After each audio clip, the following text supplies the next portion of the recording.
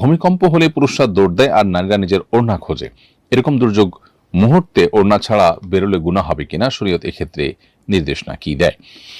প্রথম কথা হলো যে বা যারা সোশ্যাল মিডিয়াতে এই ধরনের কথা লিখছেন যে ভূমিকম্প হলে পুরুষরা দৌড় দেয় আর নারীরা ওড়না খোঁজে, এখানে নারীদের ওড়নার কারণে তারা কিছুটা পিছিয়ে আছে এরকম একটি ধারণা হয়তো তারা দেওয়ার চেষ্টা করছেন, জ্ঞাতসারে কিংবা নিজের অজান্তে। আমি বিনয়ের সাথে তাদেরকে প্রশ্ন রাখতে চাই, কোন পুরুষ যদি ভূমিকম্প যে মুহূর্তে আঁচ করেছেন, টের পেয়েছেন, ওই সময় তিনি যদি হাফ প্যান্ট পরা থাকেন কিংবা শুধুমাত্র আন্ডারওয়্যার পরা থাকেন, তিনি কি লুঙ্গি বা প্যান্ট কিছু একটা পরে তারপর দৌড় দিতে চাইবেন না?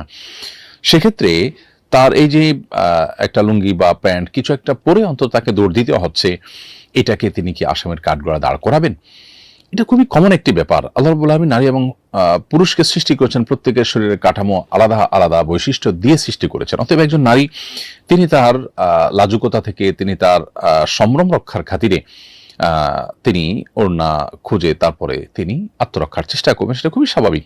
অতএব এইটাকে নিয়ে যারা ট্রল করছেন অথবা নিজের অজান্তে যারা এটাকে নিয়ে হয়তো নেগেটিভ মন্তব্য করছেন, সে মানুষদের কাছে আমাদের বিনীত প্রশ্ন যে তারা এর মাধ্যমে আল্লাহর একটা বিধানের বিরুদ্ধে নিজের অজান্তে হয়তো দাঁড়াচ্ছেন এবং সেই সাথে একটা অযৌক্তিক অবস্থানে তারা দাঁড়াচ্ছেন, কারণ একই কথা তো পুরুষের বেলায়ও প্রযোজ্য হতে পারে।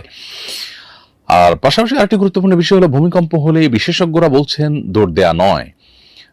অতএব ভূমিকম্প হলে দৌড় দিয়ে পলানোর চেষ্টা করা, এটা বেশিরভাগ ক্ষেত্রেই বিপদের কারণ হয়ে থাকে। অতএব এই অযৌক্তিক একটি কাজের ক্ষেত্রে আবার ওড়নাকে দোষারোপ করা অথবা নারীকে নিয়ে ট্রল করা, মেয়েদের সীমাবদ্ধতার বিষয়কে নিয়ে হাসাহাসির পাত্রে পরিণত করা, এটা মোটেই উচিত কোনো কাজ নয়। এটা দায়িত্বশীল মানুষের মন্তব্যের মধ্যে পড়ে বলে আমি মনে করি না।